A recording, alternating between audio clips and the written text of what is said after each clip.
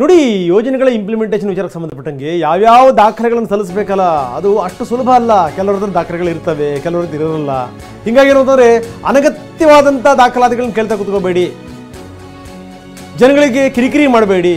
ಇದನ್ನು ನಾನು ತುಂಬ ಸ್ಪಷ್ಟವಾಗಿ ಹೇಳಿದ್ದೀನಿ ಅಂತಾರೆ CM ಸಿದ್ದರಾಮಯ್ಯ ಟ್ವಿಟರ್ನಲ್ಲಿ ಮಾಹಿತಿ ಹಂಚಿಕೊಂಡಿದ್ದಾರೆ. ಅನಗತ್ಯವಾಗಿ ಅವರಿಗೆ ಕಿರಿಕಿರಿ ಮಾಡಬೇಡಿ. ಅರ್ಜಿ ಸಲ್ಲಿಕೆ ಪ್ರಕ್ರಿಯೆ ಇದೆಯಲ್ಲ, ಅದು ಬಹಳ ಸರಳವಾಗಿರಬೇಕು, ಜನಸಾಮಾನ್ಯರಿಗೆ ಅರ್ಥ ಆಗಿರಬೇಕು. ಅರ್ಜಿಗಳನ್ನು ನೀವು ತಿರಸ್ಕಾರ ಮಾಡಿದಿರಿ ಅಂತಂತಂದರೆ, ರಿಜೆಕ್ಟ್ ಆಯಿತು ಅಂತಂದರೆ ಅದಕ್ಕೊಂದು ಬಲವಾದಂಥ ಕಾರಣ ಇರಬೇಕು. ಸಣ್ಣ ಪುಟ್ಟ ಕಾರಣ ಕೊಟ್ಟು ಅದನ್ನು ರಿಜೆಕ್ಟ್ ಮಾಡೋಂಗಾಗಬಾರ್ದು.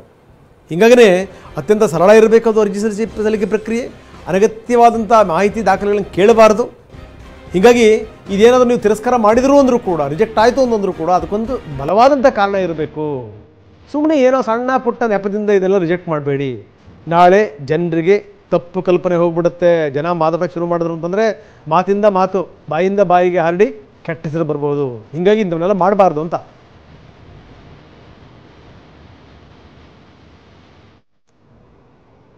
ಇನ್ನು ಸೇವಾ ಸಿಂಧು ಪೋರ್ಟಲ್ ನಲ್ಲಿ ನೀವು ಅರ್ಜಿಯನ್ನ ಸಲ್ಲಿಸಬಹುದು ಅನ್ನುವಂಥದ್ದನ್ನ ತಿಳಿಸಿದ್ದಾರೆ. ಆದ್ರೆ ಸೇವಾ ಸಿಂಧು ಪೋರ್ಟಲ್ ಅನ್ನ ಕೂಡ ಇನ್ನೂ ಅಪ್ಡೇಟ್ ಮಾಡಬೇಕಾಗತ್ತೆ. ಸೊ ಅದರ ಒಂದು ಸಾಮರ್ಥ್ಯವನ್ನು ಕೂಡ ವೃದ್ಧಿ ಮಾಡಬೇಕಾಗತ್ತೆ ಅಂತ ಹೇಳಿ CM ಸೂಚನೆಯನ್ನ ಕೊಟ್ಟಿದ್ದಾರೆ. ಗ್ಯಾರಂಟಿಗೆ ಹೆಚ್ಚಾಗಿ ಅರ್ಜಿಗಳು ಸಲ್ಲಿಕೆ ಆಗುತ್ತವೆ. ಸೊ ಅವಾಗ ಹ್ಯಾಂಗ್ ಆಗೋದು, ಸಮಸ್ಯೆಗಳಾಗೋದು ಆಗಬಾರ್ದು. ಅಪಾರ ಪ್ರಮಾಣದ ದತ್ತಾಂಶ ಸಲ್ಲಿಕೆ ಆಗ್ತಾ ಇರುತ್ತೆ. ಸೊ ಹಾಗಾಗಿ ಒಂದಷ್ಟು ಅಪ್ಡೇಟ್ ಮಾಡಬೇಕು. ಇದಕ್ಕಾಗಿ ಸೇವಾ ಸಿಂಧು ಪೋರ್ಟಲ್ನ ಸಾಮರ್ಥ್ಯವನ್ನ ನೀವು ವೃದ್ಧಿಸಬೇಕು ಅನ್ನೋ ಸೂಚನೆಯನ್ನ ಕೊಟ್ಟಿದ್ದಾರೆ CM ಸಿದ್ದರಾಮಯ್ಯ. ಸೊ ಸೇವಾ ಸಿಂಧು ಪೋರ್ಟಲ್ನಲ್ಲಿ ಈಗ ಆಡಳಿತ ಇಲಾಖೆಯ ಅಧಿಕಾರಿಗಳಿಗೆ CM ಸೂಚನೆಯನ್ನ ಕೊಟ್ಟಿರುವಂಥದ್ದು. ಟ್ವಿಟರ್ನಲ್ಲಿ ಮಾಹಿತಿಯನ್ನ ಶೇರ್ ಮಾಡ್ಕೊಂಡಿದ್ದಾರೆ. ಎಲ್ಲಾ ಗ್ಯಾರಂಟಿ ಯೋಜನೆಗಳಲ್ಲಿ ಹೆಚ್ಚಿನ ಪ್ರಮಾಣದಲ್ಲಿ ಅರ್ಜಿಗಳು ಸಲ್ಲಿಕೆಯಾಗುವ ಕಾರಣ ಅಪಾರ ಪ್ರಮಾಣದ ದತ್ತಾಂಶ ಸಲ್ಲಿಕೆಗೆ ಅನುಗುಣವಾಗಿ ಸೇವಾ ಸಿಂಧು ಪೋರ್ಟಲ್ನ ಸಾಮರ್ಥ್ಯವನ್ನು ವೃದ್ಧಿಸುವಂತೆ ಆಡಳಿತದ ಅಧಿಕಾರಿಗಳಿಗೆ ಸೂಚನೆಯನ್ನು ಕೊಟ್ಟಿದ್ದೀನಿ ಅನ್ನುವಂಥ ಒಂದು ಮಾತುಗಳನ್ನ CM ಸಿದ್ದರಾಮಯ್ಯ ಟ್ವಿಟರ್ನಲ್ಲಿ ಹಂಚಿಕೊಂಡಿದ್ದಾರೆ.